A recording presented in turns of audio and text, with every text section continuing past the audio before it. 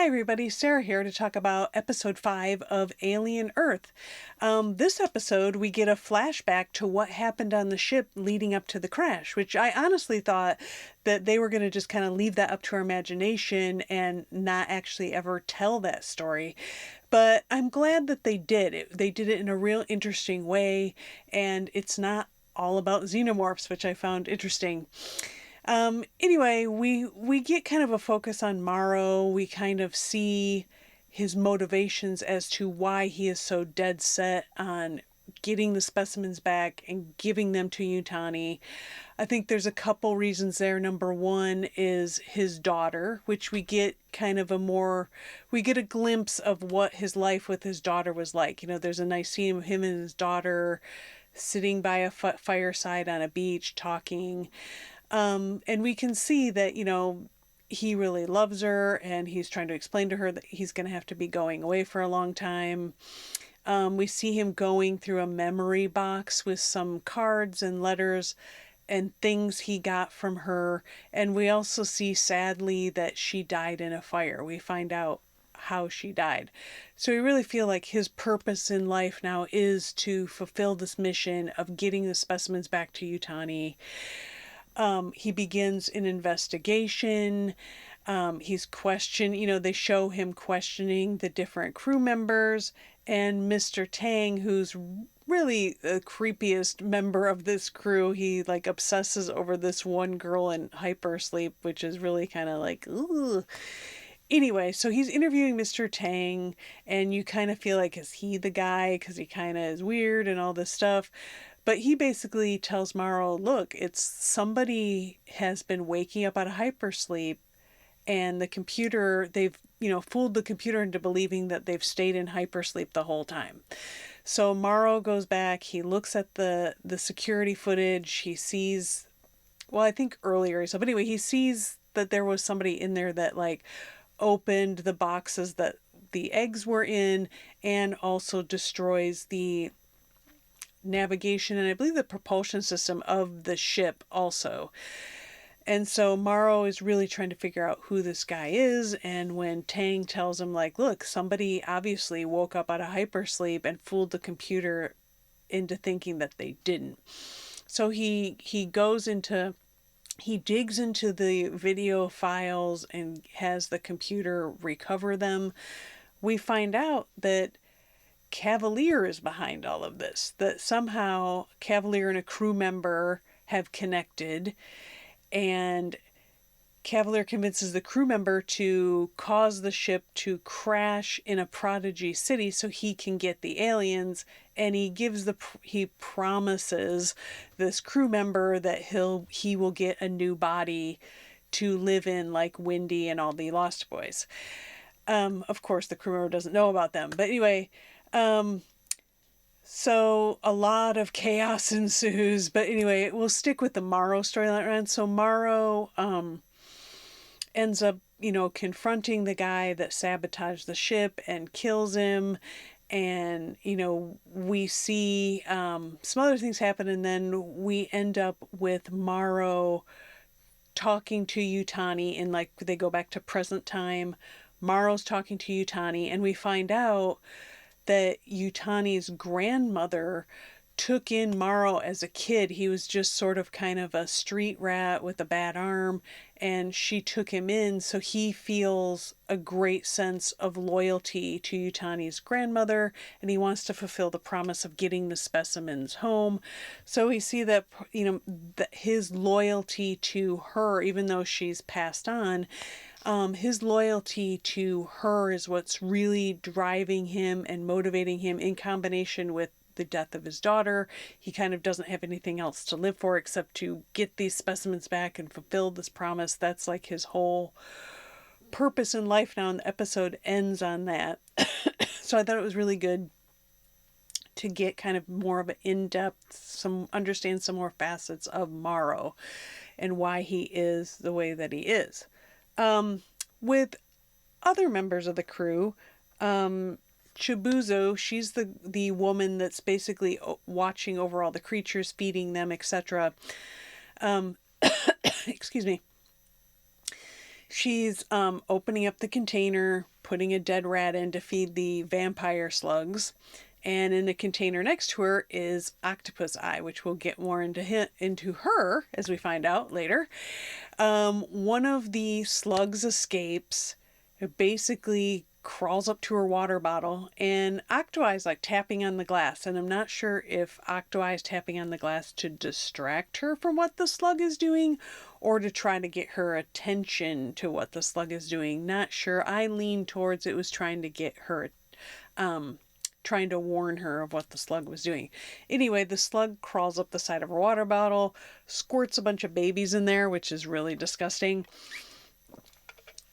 And then, of course, they do the thing of she's carrying the water bottle around, and it's like, when is she going to drink it? And the slugs will be inside her. But anyway, at that moment, she puts the Octo-Eye on a shelf. They secure. She sees that one of the slugs escapes. They put it back in its container and seal it up. And the new captain, she calls an emergency meeting, and she basically lets everybody know, like, hey, we think this is sabotage. We need you to help us figure out who the person is that did it. And the young engineer apprentice, he's kind of a dummy, really, but he's there, and he's eating something with a lot of hot sauce on it. He starts choking, so he grabs Chibuzo's water and drinks it. So he's got the baby vampire slugs inside of him, which is like, ew. And then he's with the engineer later. They're trying to repair the ship so they can control the navigation again. And he throws up blood. They take him to the med bay. They do a scan on him. They see there's something going down his throat. They cut him open to see what's going on, and they see that there's slugs in there, and the doctor tries to pull one out, and it releases like this toxic gas, and they all start choking, and they basically seal down the med bay, and they release this gas into the med bay that basically just kills everybody in there. Except the slugs. We see them crawling out of the body at the end of that scene.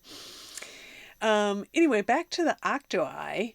Chibuzo, they go back to the lab where the creatures are, and they see that the eye has escaped. And we find at that moment she says, like, she escaped. And we see earlier how the Octo-Eye escapes is it basically slingshots itself to the roof of its container to make the container scoot forward on the shelf till it falls and breaks open, so the Octo-Eye is out there. Then we also see that we don't actually get to see a chest burster moment, but the alarms go off that there's been a breach in containment, and the person that they put in hypersleep with the facehugger on, obviously the chest burster has burst out through that, and you see a bunch of blood and the broken glass, and so there's a baby xenomorph chest burster out there, and they actually don't show it. And so, while Maro's investigating and all this stuff's going on, we then kind of come back around to the xenomorph then kills Mr. Tang as he's in the control room. He looks up and it drops down on him and kills him, which you're not really that sad about because he was very weird and creepy. So it was like, okay. So then the xenomorph is trying to get the captain. She seals herself in the control room with the engineer who, should have checked his status first, has been taken over by the Octo-Eye. And the Octo-Eye is one of my favorite, I guess, minor characters of this series. If it wasn't for the fact that it would rip your eyeball out and turn you into a meat puppet, it's kind of cute. Maybe a lot of people probably don't think that, but the way the eye gets around too is also really cool. It like shoots out its tentacles and pulls itself. It's very like cool how far those tentacles can stretch out. And we see that intelligence that Hirsch mentions in the previous episode. So it was cool that they mentioned it's highly intelligent and then they show us that it's highly intelligent. I thought that was really good. And at this point, most of the people are dead. Like Maro, who he tracks down, he figures out who the saboteur is, he kills the guy, but not before he shoots a gun and kills another member of the crew. Anyway, Morrow very violently like sneaks up behind the guy, runs a sword basically up through his back and kills him. So that's over. And then the captain is standing in a part of the ship, and the xenomorph drops down behind her, and it looks really good. It's really scary. It's really creepy. We see the xenomorph chasing her through the ship, where she finds Morrow in the mother room, and we see that kind of a replay of that early episode scene where he escapes, the ship crashes, and then of course we cut to, as I described earlier, where he's talking to Yutani and kind of putting, Yutani basically tells her people, give Morrow whatever he wants so we can get our specimens back. So that's how it ends, with Smashing Pumpkins playing over top. And it'll be interesting to see where things go. It was kind of nice to, we've been building something up, kind of building this world up to a degree, and what's going to happen in the first 4 episodes. We kind of get this flashback to what happened on the ship, and I'm really curious to see how they're going to end the season with the next 3 episodes they have left. I'm looking really forward to seeing it. I think it's going to continue to be excellent, and I'll be here to share my thoughts about it again next week.